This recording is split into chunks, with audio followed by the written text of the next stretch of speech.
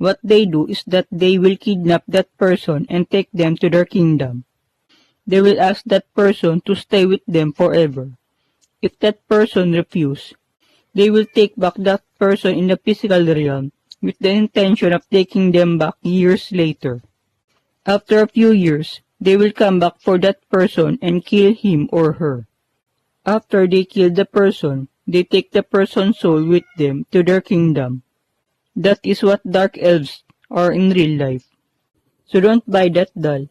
It may look cute on the outside, but it may actually bring you bad luck.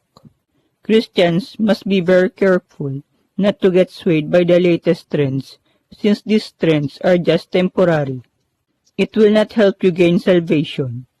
You must abide by God's side and stick to something eternal. Lukewarm Christians who get swayed by the things of this world